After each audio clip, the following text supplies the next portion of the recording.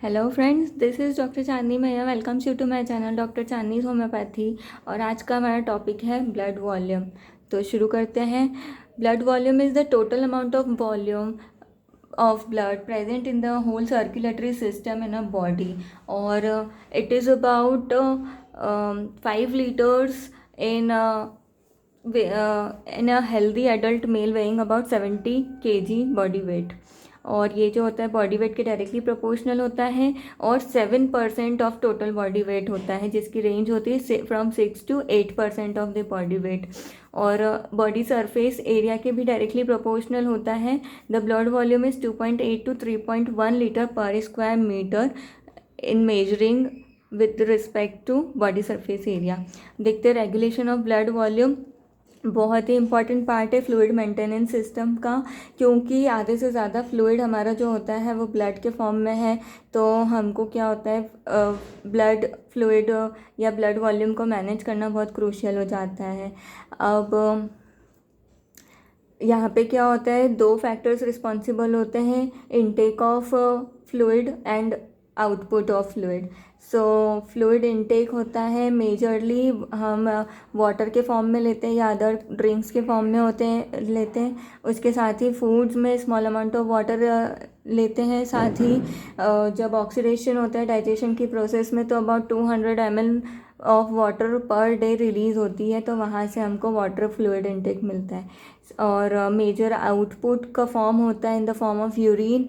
Summer वेदर्स में हमको sweat के फॉर्म में भी हम वाटर रिलीज़ करते हैं। उसके साथ ही ब्रीदिंग प्रोसेस हो गई, या फिर स्किन जो है वो इरिस्पेक्टिव ऑफ एनी वेदर क्या करती है, थोड़ा बहुत अमाउंट में वाटर लॉस करती रहती है।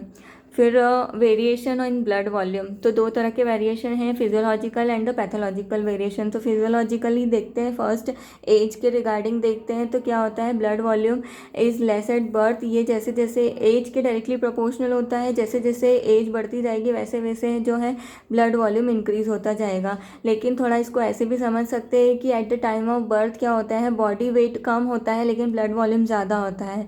बट एडवांस एज में बॉडी वेट बढ़ जाता है एंड उसके कंपैरिजन में ब्लड वॉल्यूम कम लगता है। ठीक है, तो हम एज के अकॉर्डिंग देखते हैं। At the time of birth और 24 hours after the birth blood volume कितना होता है, 80 ml पर kg बॉडी वेट। लेकिन एंड ऑफ 6 मंथ तक कितना हो जाता है, ये 86 ml पर kg बॉडी वेट हो जाता है। फिर उसके बाद 1 साल के एंड में कितना हो जाता है, 80 ml पर kg हो जाता है, और उसके बाद 6 साल तक ही कांस्टेंट बना रहता है।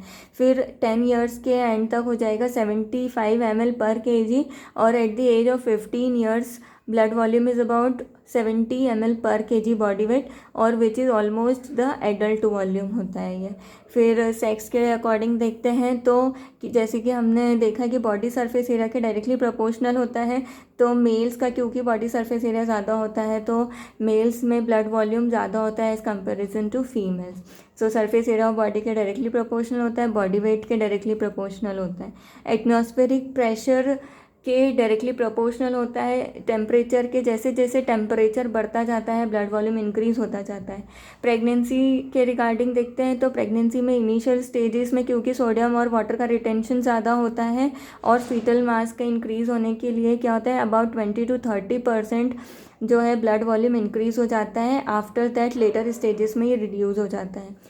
एक्सरसाइज के कारण ब्लड वॉल्यूम बढ़ जाता है, और यहाँ पे इरिथ्रोपाइटिन का रिलीज़ जो है वो रेड ब्लड सेल्स के फॉर्मेशन को बढ़ा देता है।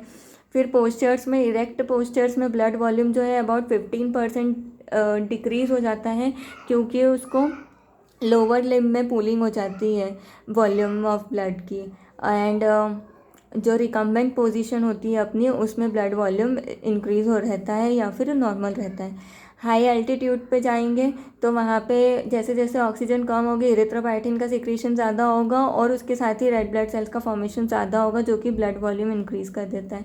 इमोशनल लेवल पे इमोशनल एक्साइटमेंट के कारण पैरासिम्पैथेटिक स्टिमुलेशन बढ़ जाते हैं, जिसके कारण स्प्लेनिक कॉन्ट्रैक्शन होती है, और जो स्टोर्ड आरबीसीज या ब्लड रहता है वो सर्कुलेशन में रिलीज़ कर देते हैं, तो ब्लड वॉल्यूम बढ़ जाता है। ठीक है फ्रेंड्स, नाउ हम देखते हैं पैथोलॉजिकल वेरिएशन, जिसमें first is decrease in blood volume and the condition is also known as hypovolaemia. So इसका फर्स्ट रीज़न है हेमरेज ऑफ और द ब्लड लॉस। तो क्या हो रहा है यहाँ पे, किसी भी एक्सीडेंट, इंजरी के कारण या फिर एक्यूट कट के कारण क्या हो रहा है, हेमरेज हो रहा है और ब्लड लॉस हो रहा है, जो कि ब्लड वॉल्यूम को कम कर रहा है। क्रॉनिक हेमरेज में की कंडीशन हो गई स्टमक अल्सर्स हो गए, peptic ulcers like bleeding piles हो गई है, और यूट्राइन ब्लीडिंग हो गई है, लाइक इन मेंस्ट्रुएशन में मेंस्ट्रुअल फ्लो ज़्यादा हो रहा है, तो मेट्रोरेजिया हो रहा है। तो इस कंडीशंस में क्या होते हैं, ब्लड वॉल्यूम कम हो जाता है हमारा। फ्लूइड लॉस की पैथोलॉजिकल कंडीशंस में लाइक वॉमिटिंग हो गया, डायरिया हो गया, एक्सेसिव स्वेटिंग हो गई, पॉलीयूरिया हो गया, डायबिटीज़ की कंडीशन हो गई, या फिर बर्न्स हो गए। तो इन कंडीशंस में क्योंकि फ्लूइड लॉस हो जाता है तो ब्लड वॉल्यूम डिक्रीज हो जाता है। हेमोलिसिस की कंडीशन में क्या हो रहा है, आरबीसीज का एक्सेसिव डिस्ट्रक्शंस हो रहा है, ठीक है। तो यहाँ पे क्या होगा, हाइपरटोनिक सॉल्यूशन बनेगा, या फिर स्नेक वेनम के कारण, या किसी प्रकार की एसिडिटी के कारण, और मिसमैच ब्लड ट्रांसफ्यूजन के कारण, मलेरियलिक कंडीशन के कारण, हेमरेजिक मीजल्स और स्मॉल पॉक्स के कारण। तो क्या हो रहा है, यहाँ पे हेमोलाइसिस हो रहा है और ये ब्लड वॉल्यूम को डिक्रीज़ कर रहा है। एनीमिया, किसी भी टाइप का एनीमिया या तो एक्सेसिव लॉस के कारण हो रहा है, जिसमें ब्लड वॉल्यूम जो है डिक्रीज़ होता है और आरबीसी काउंट भी डिक्रीज़ होते हैं, ठीक है। और किडनी कंडीशन में क्या होता है, ब्लड वॉल्यूम तो कांस्टेंट रहता है, लेकिन क्योंकि आरबीसीज़ का या फिर हीमोग्लोबिन का कंसंट्रेशन डिक्रीज़ होता है, तो हम उसको एज टोटल रिगार्ड करते हैं कि ये हाइपोवॉल्यूमिक कंडीशन बनाता है। ओबेसिटी में क्या होता है फ्रेंड्स, ब्लड वॉल्यूम जो है वो तो कांस्टेंट रहेगा, लेकिन क्योंकि पर केजी बॉडी वेट है उसमें इंक्रीमेंट हो जाएगा, तो वो फिर नॉर्मल रेशियो को क्रॉस कर जाता है, और यहाँ पे इसीलिए उसको पॉजिटिव फैक्टर्स में लिया हुआ है। एंड हाइपोथायरॉयडिज्म में क्या हो रहा है, ब्लड वॉल्यूम डिक्रीज हो रहा है due to decrease in plasma volume and the RBC count. Now the conditions which increases the blood volume and the condition also known as hypervolaemia. So इसकी first condition है hyperthyroidism, जिसमें plasma volume increase हो रहा है, RBC cell का production increase हो रहा है due to release of thyroxine hormone, so the blood volume is increases. Hyper aldosteronism की कंडीशन क्यों हो रही है, क्योंकि यहाँ पे सोडियम और वाटर रिटेंशन हो रहा है, जिसके कारण ब्लड वॉल्यूम इंक्रीज हो रहा है। लिवर सिरोसिस की कंडीशन में क्योंकि एक्स्ट्रा सेल्युलर फ्लूइड इंक्रीज हो रहा है, प्लाज्मा वॉल्यूम हो रहा है और सारा फ्लूइड एक्यूमुलेट हो रहा है पेरिटोनियल कैविटी के अराउंड अंदर, तो ये लिवर सिरोसिस में ब्लड वॉल्यूम इंक्रीज हो जाएगा। एंड कंजेस्टिव हार्ट फेलियर की कंडीशन में क्या हो रहा है, रिटेंशन हो रहा है सोडियम का ऑल्सो ऑफ वाटर, तो ये क्या कर रहा है, ईसीएफ को बढ़ा रहा है और ब्लड प्लाज्मा के साथ ब्लड वॉल्यूम को बढ़ा रहा है। ब्लड फ्लो कंट्रोल करने के लिए हम क्या लेते हैं, ब्लड प्रेशर को मेंटेन करना ज़रूरी होता है। वेसल के एक एंड को नैरोइंग कर देंगे, जिसके कारण जो है उसका फ्लो रुक जाएगा, प्रेशर इंक्रीज हो जाएगा और वहाँ पे जो वॉल्यूम है वो वहीं पे स्टैग्नेंट हो जाएगा, और जब हम उसको रिलीज़ करेंगे तो वो फिर से फ्लो डाउन अच्छे से होना शुरू हो जाएगा। अब ग्रॉस लेवल पे देख लेते हैं causes of decrease of blood volume में, loss of whole blood example haemorrhage, reduction in number of RBCs in the condition of anaemia, loss of plasma alone, loss of blood water और anhydraemia in conditions of vomiting and diarrhea, acute exposure to cold causes moderate loss of blood, and blood is in low in the erect position than in the recumbent stand. Now the causes of increase of blood volume is high temperature, muscular exercise, emotional excitement, pregnancy, congestive heart failure, and administration of any type of mineralocorticoids which activates the aldosterone. And now something about bone marrow. So friends, bone marrow को हम myeloid tissues के नाम से भी जानते हैं। ये किसी भी बोन के अंदर जो मेड्यूलरी कैविटी है उसमें प्रेजेंट होता है मैरो, उसको ऑक्यूपाई कर लेते हैं। एंड ये मैरो जो होते हैं कुछ एक्टिव फॉर्म में होता है, कुछ पार्ट इसका इनएक्टिव फॉर्म में होता है। तो जो पार्ट इसका एक्टिव फॉर्म में होता है वो एस्टिमेट करता है from 3.5 to 6% of the body weight, और जो फॉर्म इसका एक्टिव फॉर्म में होता है फ्रेंड्स वो होता है रेड बोन मैरो, जहाँ पे रेड ब्लड सेल्स का फॉर्मेशन होता है और डेवलपमेंट होता है, और वहीं जो इसका इनएक्टिव पार्ट होता है वो होता है येलो बोन मैरो। सो हम आगे देखेंगे अगर, तो वॉल्यूम ऑफ मैरो कितना होता है, 70 ml होता है at the time of birth, and in the adult age it is about 400 ml in the adult age. अब In adults, only half of the marrow is in the active state known as red bone marrow, though the other half is the inactive state of marrow known as the yellow bone marrow. और धीरे धीरे with the advancement of age क्या होता है, red bone marrow जो है yellow bone marrow में convert होता जाएगा। तो ये इसकी फंक्शनल कैपेसिटी होती है। स्टडी ऑफ बोन मैरो जो हम हैं 6th week of intrauterine life में करते हैं, और यहाँ पे क्या होता है, डिफ्रेंशिएशन बहुत इजी होता है रेड बोन मैरो का और येलो बोन मैरो का। तो red bone marrow mainly functional होता है जहाँ पे आरबीसीज के प्रिकर्सर सेल्स रहेंगे और हीमोपैथिक टिश्यूज़ रहेंगे जो कि उसके मैचुरेशन में हेल्प करेंगे। ठीक है फ्रेंड्स। और जो येलो बोन मैरो होता है वो मेनली एडिपोज टिश्यूज़ के कंपोजिशन से बनता है, और जो येलो बोन मैरो है उसके साथ ही वहाँ पे हमको क्या मिलता है, वेरी लार्ज जायंट सेल्स मिलते हैं which are known as megakaryocytes. So red bone marrow में दे आर एक्टिवली मैन्युफैक्चर्ड होते हैं, और with the advancement of age and in the postnatal life, red bone marrow is only located in the upper end of the humerus and femurs and the bone of skull and thorax and vertebrae and the innominate bones of the pelvis.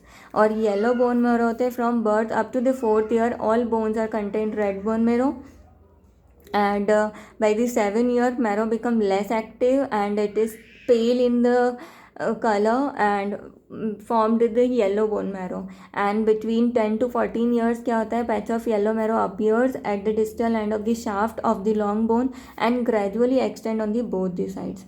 अब at the age of 20 देखेंगे entire red bone marrow जो रहती है convert हो जाती है और replaced हो जाती है by the yellow bone marrow except the upper end of the femur and the humerus.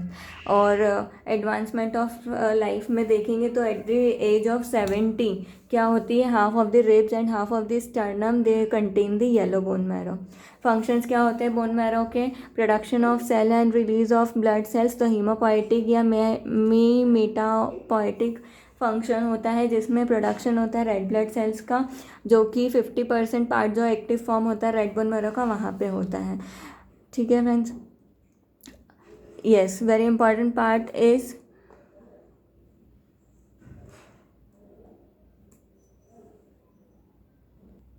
जब मैरो को स्टडी किया गया तो ये देखा गया कि मैरो में अबाउट 5.6 इंटू 10 लैक्स एरिथ्रॉइड प्रिकर्सर्स होते हैं पर KG body weight, and 11.4 into 100 neutrophilic precursors होते हैं पर केजी बॉडी वेट। और इसका जो मैकेनिज़्म है of release of this cells into the circulation ये अभी तक क्लियर नहीं हो पाया है।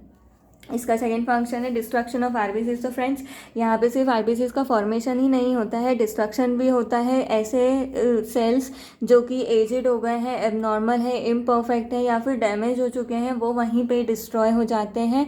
एंड क्या होता है विद द मैकेनिज्म, फैगोसाइटोसिस की कंडीशन होते हैं यहाँ पे, क्योंकि मेगाकैरियोसाइट या फैगोसाइट्स प्रेजेंट होते हैं जो कि उसको ट्रैप करके वहीं डिस्ट्रक्ट आउट कर देते हैं।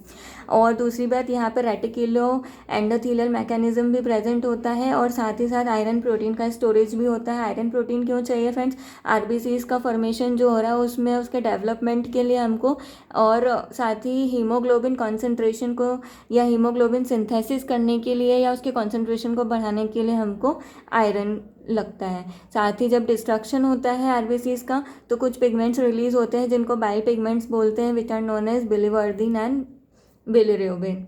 फिर उसका next function is the storage function है। स्टोरेज फंक्शन जैसे हमने देखा आयरन का स्टोरेज होता है और हार्मोसाइडर्मिन का स्टोरेज होता है, और ट्रांसफेरिन का स्टोरेज होता है यहाँ पे। फिर होता है रेटिकुलो एंडोथेलियल फंक्शन, जैसे देखा हमने कि कोई भी टॉक्सिक सब्सटेंस को ये बॉडी से रिमूव कराने का काम करता है, और यहाँ पे ये मैक्रोफेजेस को रिलीज़ कर देता है। फिर इम्यूनोलॉजिकल फंक्शन में क्या होता है, स्प्लीन और लिम्फ नोड्यूल्स के फॉर्म में इम्यूनोलॉजिकल फंक्शन प्ले करते हैं। ऑस्टियोजेनिक फंक्शन क्या होता है, यहाँ पे बोन मैरो के साथ साथ में बोन का फॉर्मेशन भी होता है with the help of cells, और ऑस्टियोक्लास्ट, ऑस्टियोब्लास्ट, ऑस्टियोसाइट्स और endosteum blood vessels, these are all found within the marrow. फिर कनेक्टिव टिश्यू का फंक्शन होता है जिसमें सेवरल कनेक्टिव टिश्यूज़ जो प्रेजेंट होते हैं वो अपने इंडिविजुअल फंक्शंस परफॉर्म करते हैं. And this is all about the blood volume. So friends, please do like and subscribe my channel. And if any queries you have to ask, please drop it into the comment box. Thank you so much for watching.